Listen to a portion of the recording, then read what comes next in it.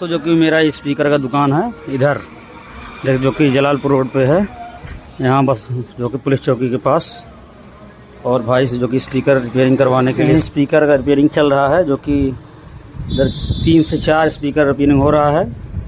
और यही जो कि मेरा भाई है जितेंद्र, यही रिपेयरिंग काम करता है। और इधर देख सकते हैं आप सीरीज का जो कि सामान रिपेयरिंग का रखा हुआ मशीन का ढेर सारा। तो आप लोग रिपेयरिंग करवाने के लिए स्पीकर और मशीन भाई से कांटेक्ट करें। धन्यवाद। This is shop now.